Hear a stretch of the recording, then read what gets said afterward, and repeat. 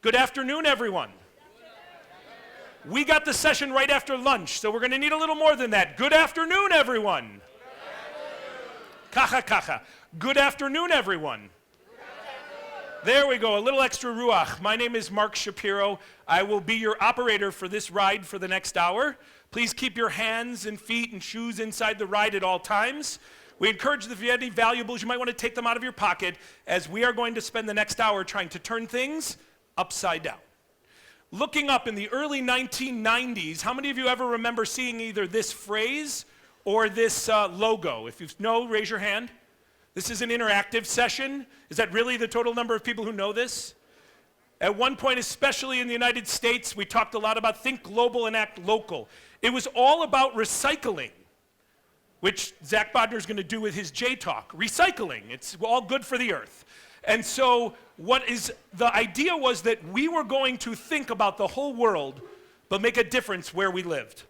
Today, I want you to buckle up a little, because we're going to take this idea, we're going to turn it upside down, and we're going to think local, but we're going to act global. I know, what does that possibly mean to you? Well, if there's ever a place that should happen, it's here at JCC Global. Because what we're really talking about today is the idea, and we're going to have three great speakers today, three minds that represent the ideas of North American Jewish life, of here, Be'eretz Yisrael, and from Barcelona, Spain, representing the European Jewish community, ideas that are all global. But also, we think about it, it starts local. How many of you here today feel that you have had or are on a Jewish journey? Raise your hand. By the way, if you aren't raising your hand right now, it's because you are on your phone, so turn your phone upside down. I promise it'll be worth it. It'll be 45 minutes. If you're in this room and you can't claim you're on a Jewish journey, you need to go someplace else. And that is an invitation to go ahead and step out because you're bored already. So truthfully, each of us are on a journey. And when I say it needs to start local and then change the world to global, we think about things like Jerry's presentation of Ralph yesterday. It started as one man, his own Jewish journey, that then went on to change the world. And if we can think local about ourselves and the journey we're on, then maybe, kitzat, one step at a time, we can change the world. So my Jewish journey started, now this is not my Jewish journey. My Jewish journey probably started at birth, followed by a Brit Milah and a few other things, but we're not going to go through that because the clock's ticking. My global Jewish journey started 33 years ago at the JCC Maccabi Games. I was 14 years old. No, seriously, I was 14 years old. Anybody try and figure out which one's me? That one, the curly-haired guy right there. I'm so happy it was a dark background. It shrinks the size of my afro. And I promise you there was very little that could shrink the size of my afro at 14 years old. The JCC Maccabi team from Chicago got on a school bus, drove all the way to Memphis, Tennessee. Now this is how when you are local, it becomes global. When I arrived, I received a packet welcoming me to the JCC Maccabi Games, at the time called the North American Youth Maccabi Games. And do you know who signed Welcome to the Games? Ishi Gitlin. 33 years ago. Now, I am a saver. I have the booklet. I also know that Mexico beat my Chicago soccer team 3-1, which I was promptly reminded when my journey continued on and we hosted the JCC Maccabi Games in Milwaukee this summer of 2015. My very, very local, sure, we can applaud, it was awesome. I even have my friend Ellie here to talk about it. I'll give you 2 minutes of my remaining 11. Come tell, no. We had our JCC Maccabi Games, and what was most amazing about it was, here we were 33 years later, and the JCC spirit was still alive. My Jewish global journey had started in Memphis, Tennessee, as this very curly-haired boy, and it was the first time I found out that there were people who spoke Spanish and Hebrew. I always knew there was English and Hebrew. Then there were the Israelis who spoke Hebrew and Hinglish. And then there was the other weird language. There was Hebrew and then people from Brooklyn. But I never knew there was a Jewish life outside and I'm not sure it's changed much for us North Americans, that there's Jewish life in 23 countries sitting in this room right now.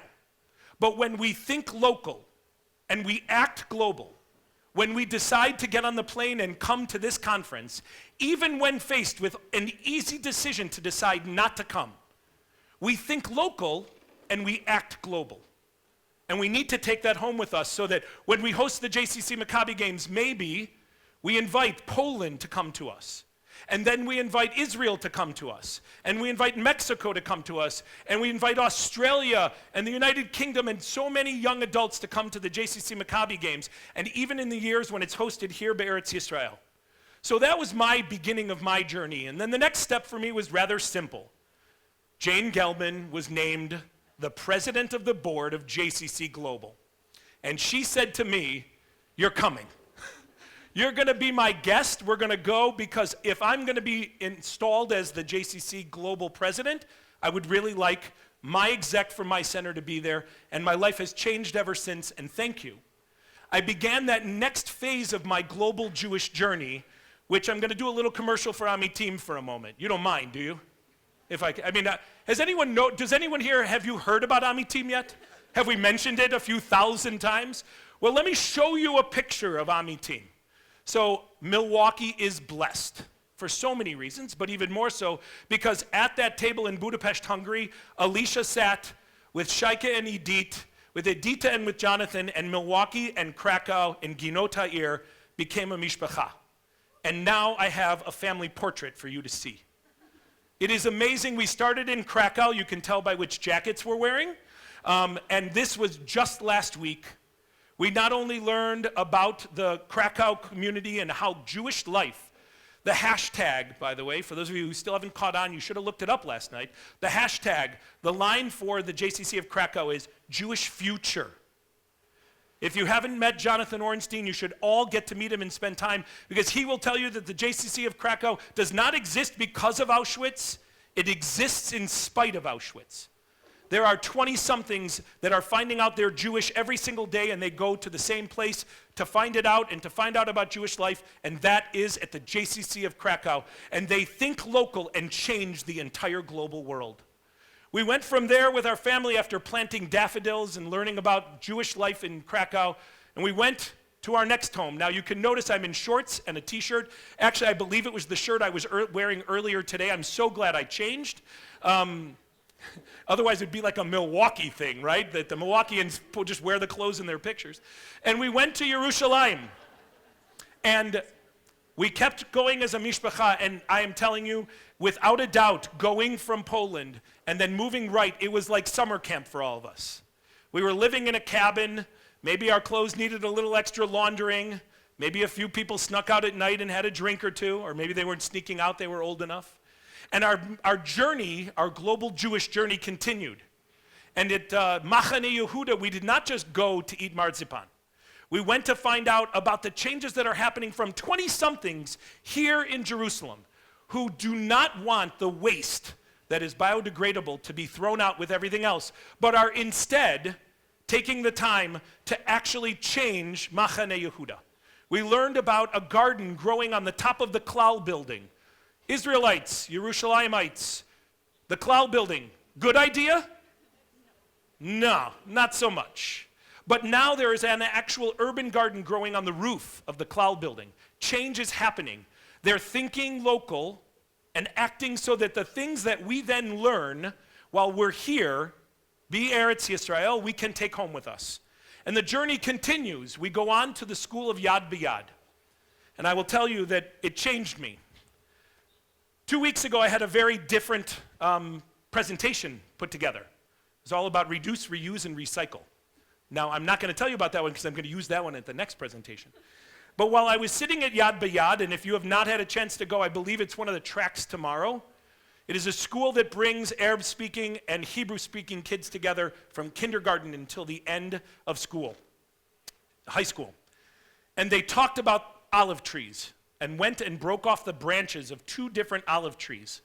One that had small little olives on it, or not much, and one that had bigger olives on it, and talked about the idea of how, and I had never heard this, that we graft olive trees Now, is the olive tree special? Anyone? Is it just an olive tree? Now, we actually know, where do we learn about the olive tree? The Torah? Ken? Right, it is one of the 7 species that is actually spoken of in the Torah. And we know that because we are the most obsessive book club in the history of mankind, and we reread the same book every year, right? We love it so much. We roll it back, and we start all over again, which, by the way, is probably recycling, because we never really keep producing them. But at the end of the day, what we began to learn about was this beloved olive tree. Now, as an American, it's intimidating to think that perhaps this branch of the tree comes from something that is actually older than the entire length of the country that I live in. That olive trees live for 500 or 1,000 years. And how have they made them stronger? An idea I had never known. That you actually take off a piece of an olive tree, a branch, and graft it into one that has stronger roots. And then you produce the much larger olive. I want you to think about that for a minute. So this is something I'd never seen, where you take a portion of the tree, you actually slice it, you take a fresh branch off, you put it in, you wrap it, and it grows out of the place that you put it in. And it actually adopts the branch. The larger, stronger, older tree adopts the lesser one. And together, chazak. They're stronger. This idea is to think local and act global. Truly, when we really begin to understand this idea, the end is in our hands. Did you get it? Thank you. I was so happy that image was available on the internet, because it took me so long to wash my hands off by the time I was done. To think local and act global. It is today when we are sitting here, JCCs big and small. JCCs young and old. JCCs that are from a country where many of the Jews are just finding out they're Jewish, to countries that are grappling with whether or not they want to be Jewish. It doesn't matter, because what JCC Global is about, and when we think local and we act global, we take the little one, we bring it together with the big one, and each is stronger. When we reach the end of any one of the books of the Torah, what do? We stand up and we say, Chazak, Chazak, v'nit chazek. Be strong, but together, as we go forward, we are stronger. Thank you very much.